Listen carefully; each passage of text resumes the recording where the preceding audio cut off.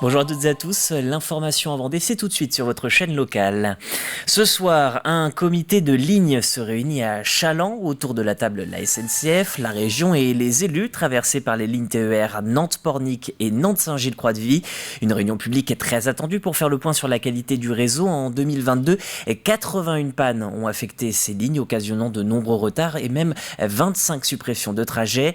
Le nœud du problème, une qualité déclinante et un manque d'infrastructures pour trouver des solutions.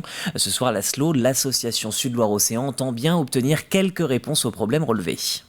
Et il n'y a pas plus de gros entretien qui est fait, plus de dépenses d'investissement et les pannes deviennent de plus en plus fréquentes avec des conséquences qui tantôt sont faibles mais tantôt sont gravissimes avec un écroulement complet de la desserte, des suppressions, des dizaines de retards comme le 31 octobre dernier par exemple. Ce qui est important en plus donc de moderniser ou de mettre à niveau les équipements des passages à niveau, c'est donc augmenter le nombre de points de croisement pour faire face à l'augmentation des fréquences de desserte, notamment entre Sainte-Pazanne et Pornic et peut-être probablement même entre Sainte-Pazanne et Nantes, et télécommander les points de croisement ou alors mettre du personnel dans les points de croisement, sans oublier la promesse qui nous a été faite sur une suggestion de la SLO de créer une halte, un arrêt à Nantes-Atlantique pour permettre de desservir la zone d'activité et l'aéroport de Nantes-Atlantique.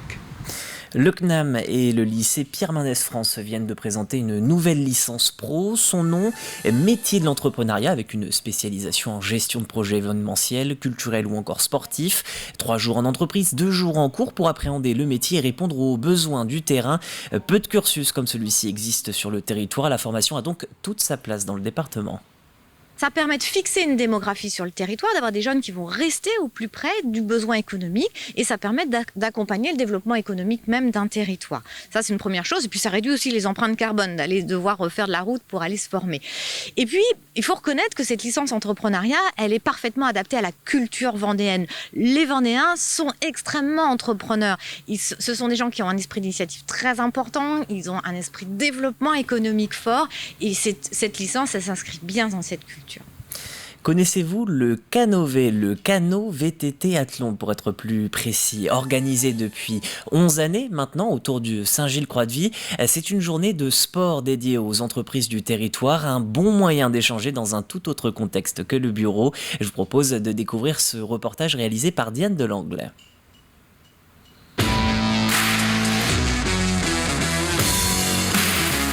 Courir, pagayer, réfléchir, se surpasser et surtout rire. Tel est le principe du canot VTT Athlon. Organisé sur le secteur de Saint-Gilles-Croix-de-Vie, l'événement en est à sa 11e édition. Réservé au départ à la brigade de gendarmerie, le défi a ensuite été ouvert aux civils. On a toujours 3 épreuves maîtresses, c'est-à-dire le canoë, le course à pied et le VTT. Et nous, en fait, ce qu'on aime bien, c'est habiller entre chaque épreuve en fait, avec des surprises. Comme là derrière, hein. Donc un petit parcours commando. Cette année, c'est un peu le thème, c'est le thème un peu kaki.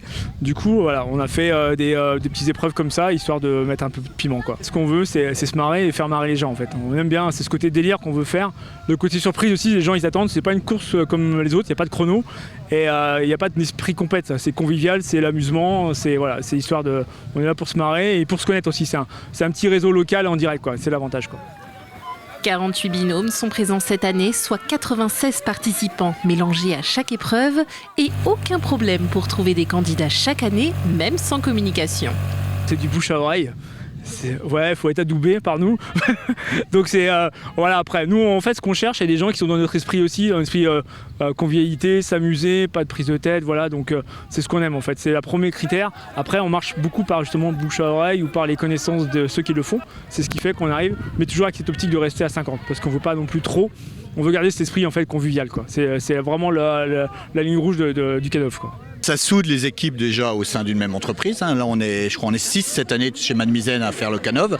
Et puis ça permet aussi de souder et d'avoir d'autres connaissances sur Saint-Gilles avec plein d'autres entreprises et avec les forces publiques et avec plein de gens comme ça. Donc c'est vraiment super sympa. On passe une bonne journée à chaque fois. Ça nous permet de nous voir tous au niveau de toutes les entreprises de Saint-Gilles. Donc ça crée une cohésion. C'est plutôt sympa, ouais, comme journée. Pas de gagnant, pas de perdant, juste un bon moment. Nos compétiteurs ont ainsi participé à des ateliers d'œnologie, à du stop façon Pékin Express avec marque de voiture imposée ou encore à du longe-côte. L'édition 2024 est déjà dans toutes les têtes. Et direction Montournai pour finir près de Pouzauges. Là-bas, la batterie fanfare de la commune fête cette année ses 90 printemps. La Sainte-Louis traverse les générations puisque les musiciens sont âgés de 6 à 88 ans. Alix Anos s'est rendu au concert anniversaire le week-end dernier.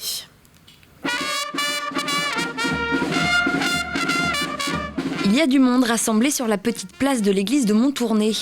Les habitants sont venus fêter un anniversaire pas comme les autres, celui de la Saint-Louis, la batterie fanfare de la commune. 90 ans et pas une ride. Voilà, on est tellement heureux de fêter ça aujourd'hui avec eux.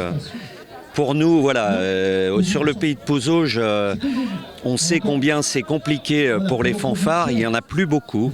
Donc on est particulièrement fiers et heureux de pouvoir aujourd'hui les accompagner. Pour célébrer cet anniversaire, l'association s'est entourée de fanfares voisines et des majorettes de Segonzac en Charente. Et parmi les spectateurs, certains sont venus de loin pour l'occasion. Oui, nous, on arrive de La Rochelle, comme toujours. On suit toutes les musiques, parce qu'on adore ça. Pour les 1680 habitants de Montournai, la fanfare, qui réunit des musiciens de 6 à 88 ans, est un symbole de festivité et de lien social. Ça redonne de la vie à la ville, surtout. À notre bourg de Montournai. Ça fait du bien et ça nous fait sortir. C'est important, nous ça nous aide aussi en tant que commerçants d'avoir des animations comme celle-ci encore aujourd'hui. Ça nous amène du monde et nous on est preneurs bien évidemment. Les 20 musiciens de la Saint-Louis se retrouvent chaque vendredi soir pour les répétitions. Des rendez-vous aux allures de fêtes de famille. Moi ça fait 43 ans que je joue de la musique. J'ai mes 3 enfants qui en font partie, mes petits-enfants, donc pour nous c'est un plaisir de jouer de la musique. Ça date depuis mon enfance, j'ai toujours aimé ça et on aime bien, c'est familial, c'est convivial. On est comme une grande famille, voilà. Une grande famille qui ne demande qu'à s'agrandir. Pour perdurer, la batterie fanfare a en effet besoin de sang neuf, alors avis aux amateurs.